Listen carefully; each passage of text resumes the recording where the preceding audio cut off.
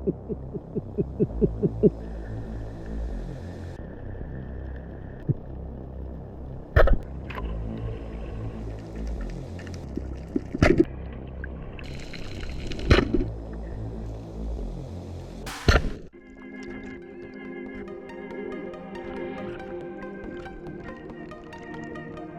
afternoon guys, balik ulit tayo dito sa karagatan para magpatuloy sa ating mga pangarap. Kumakalma na yung habagat, medyo maula pa rin, hindi gaanong masikat. Ang oras natin is ayan, 2:32 na. Bumalik ako dun sa napanaan natin ng bluefin, pero sadyang madalang talaga yung panain doon. Wala pa nagpapakitang malaking isda. Nag-dive na rin ako dito sa paboritong spot natin, pero wala din. Kaninang umaga. Kaya subukan natin ulit dito sa nahulihan natin ng slender unicorn para malakas yung agos pa. Tara, samahan nyo ako muli ngayong hapong dive na ito. Magpakasakali ulit tayo dito.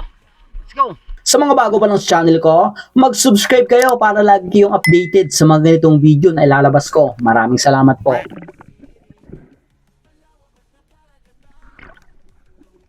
Pagkatapos kong makulo dito ng spear gun, ito na naging unang dive ko. Dito lang muna ako nag-dive sa mababaw na area.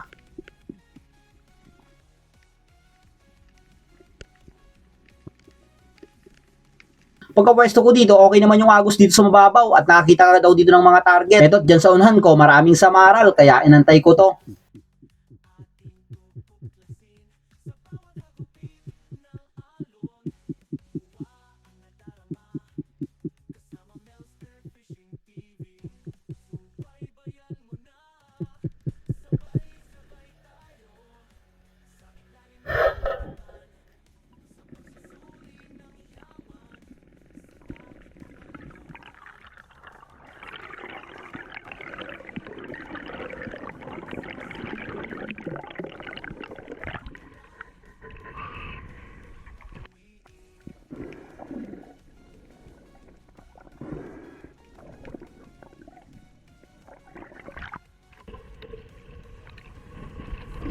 Okay, walang isda natin. Malakas yung alan, malakas yung agos. Oh, thank you Lord.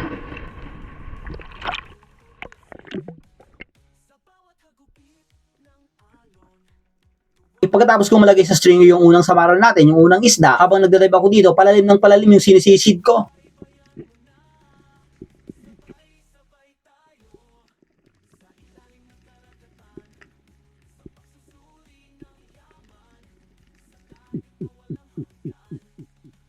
Pagkapwesto ko dito, may nakita ulit akong dalawang samaral, kaya nag-sandusting ako, baka lumapit ulit.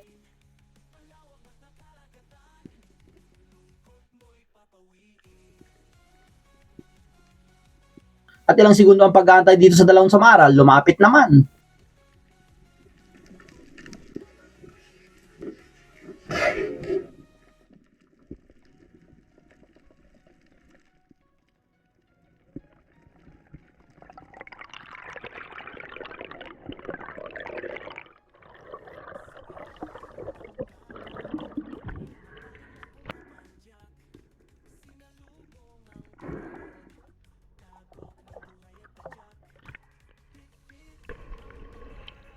Okay.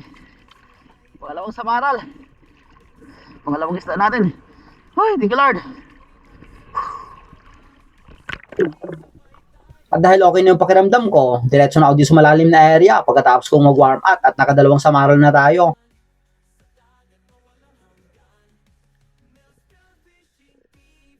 Pagkapwesto ko dito, napansin ko agad, wala dito yung mga bait, yung madalagang bukid. Hindi rin nagpakita kagad yung mga slender unicorn at yung mga midnight snapper na inaabangan natin dito.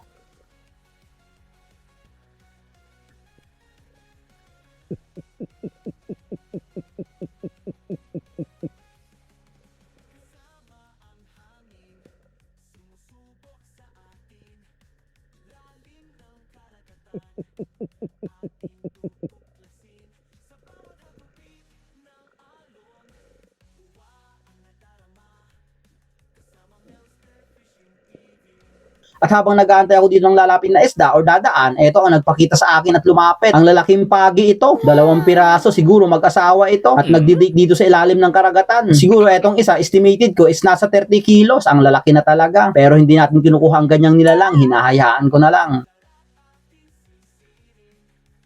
Nag-dive pa naman ako dito guys, pero wala na talaga nagpakita. Wala kasi yung Slender Unicorn at lumakas na rin yung Agos. Kaya pagkatapos din na itong dive na to, umuwi na rin ako. So ayun guys, eto 4:44 na. Umahaw na ako, biglang lumakas yung Agos. Saka yung alon dun sa laot is malakas din. Kaya umahon na lang ako. Ito lang yung nahuli natin. Dalawang samaral. Matumal pa rin, pero okay na rin to. Pang ulam na rin. So bawi na lang tayo bukas ng dive. Siguro babalik ako dun sa old spot natin. Dun kasi ang kalma, baka may magpakita na dun. At pagdating ng umaga, eto na naging unang dive ko dito sa Bagdayong ito. Dito lang din ako nag-dive sa mababaw na area dahil una pa lang, warm up ko na rin to.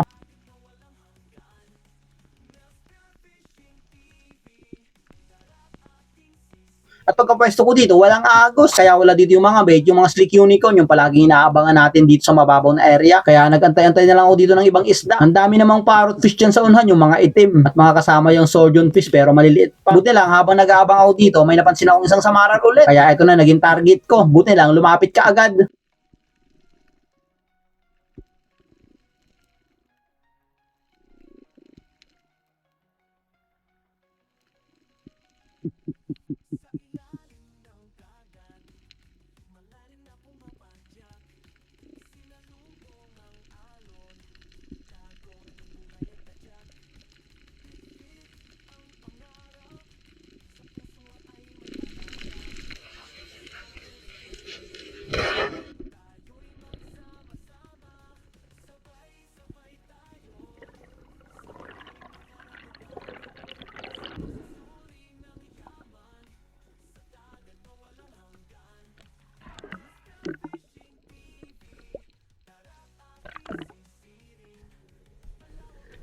Thank you Lord.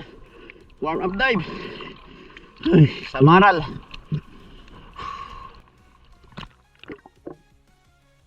Pagkatapos kong malagay sa stringer etong samaral guys, dahil nga walang Agos, umikot-ikot muna ako dito sa spot. Inikot ko etong bahura, pero wala talagang nagpapakita.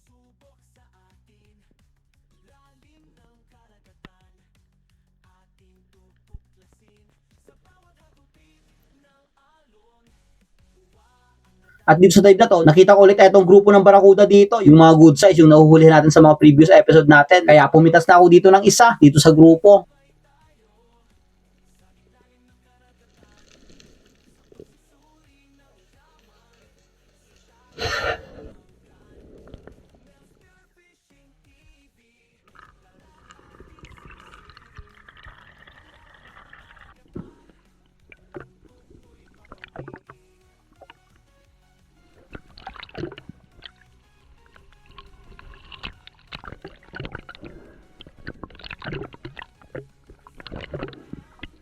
Makalipas ng 3 oras ng pagdadive dito sa spot guys, eto lumakas na yung Agos, umiba na. Kaya nagpakita na dito yung mga slick unicorn. Pero nag-abang-abang muna ako dito ng malalaking isda, baka sakaling may kasama etong mga slick unicorn. At dahil nga medyo malabo yung visibility ngayon, hindi talaga napapansin yung kapugian ko dito pag dumadapa ako. Kaya siguro walang lumalapit na malalaking isda.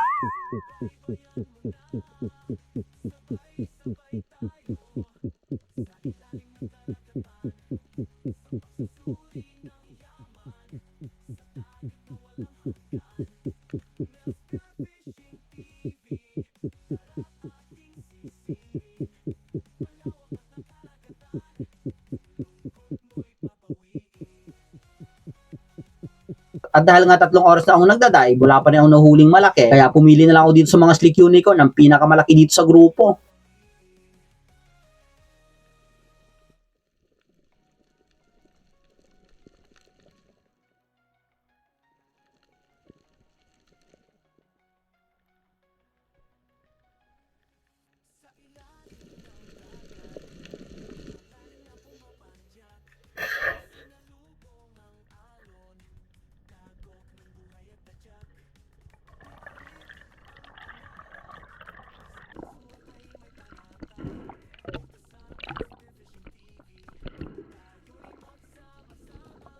Pagkahuli ko na itong slick unicorn, nag-dive pa naman ako dun sa pwesto pero wala na talagang nagpakita kaya lumipat ulit ako ng pwesto. At dito napansin ko yung mga bait na bulabog, may treat dyan sa malalim na area kaya dali-dala akong nag-dive dito. Hindi ko kagad napansin na itong dugtutunang palapit na sa akin, napakalapit na. Kaya pagkatuto ko dito, lumayo na at hindi ko na naabutan, hindi ko na na-pull yung trigger, sayang.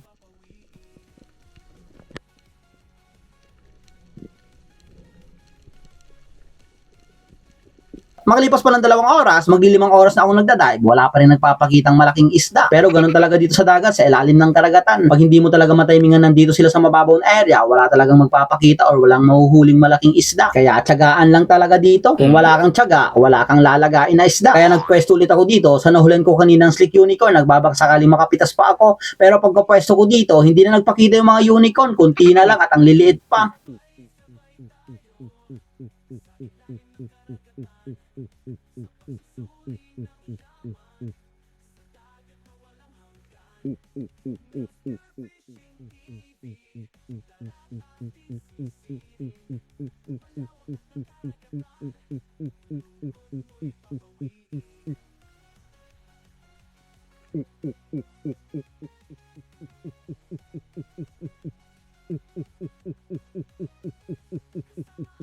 At habang nag-aabang ako dito ng dada na isda, napabaling ang tingin ko sa kanang bahagi ko, sa likod ko, at eto ang nakita ko, napakalaking tangigi ang dumaan dyan sa mababaw na area.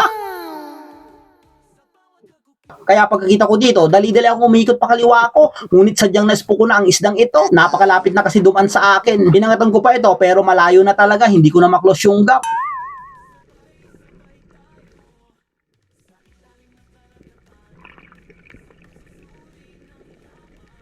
At dahil gigil na makapul ng trigger sa malalaking isda ang kamay ko, pinul ko na lang yung trigger kahit hindi na matatamaan yung napakalaking tangiging yun. At ayun nga, hindi inabutan ng shop. Malayong malayo na kasi talaga. Okay guys, umahon na ako.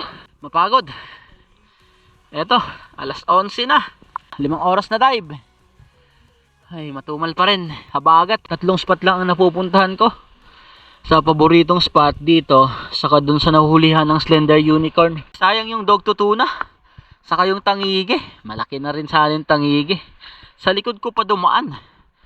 Ay, kaya naspo ko na nung pag-ikot ko. Nabulabog na. Okay pa rin, safe dive pa rin tayo. Ito lang yung nahuli ko. Isang slick unicorn sa maral, saka yung barakuda. Nakuhaan ulit natin yung barakuda. Okay na rin. Bukas din ako magdadive sa paboritong spot natin.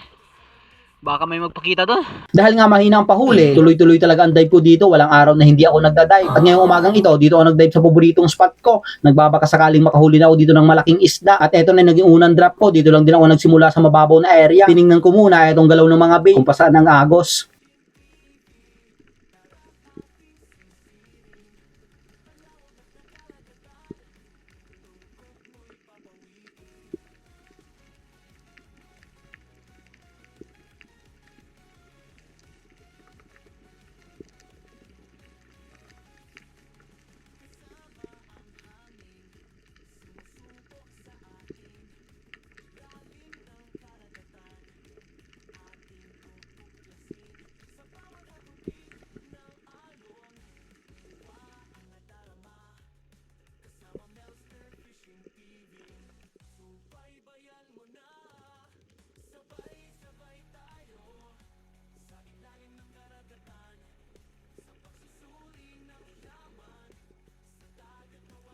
Pagkatapos kong makailang ulit ng dive dun sa mababaw na area, nagpwesto na ako dun sa malalim, nagbabaka sakaling may magpakita na. May nagpakita naman dito, isang batfish lang, pero hindi ko muna kinuha. Medyo malabo kasi yung visibility, kaya hindi makita dyan sa camera, nandyan sa unhan.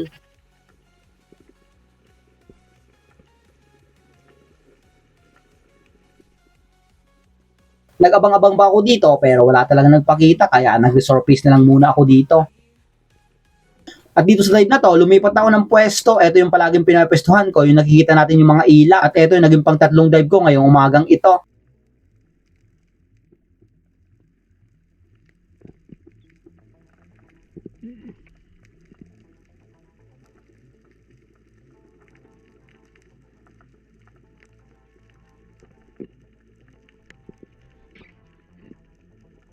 Pagkapwesto ko dito, maganda naman yung activities ng mga bait. Nakita ko dito yung mga dalagang bukid, sari-saring bait ang nandito. Kaya nag-abang ako dito, nag-granting, baka sakaling may ma-attract na talakitok.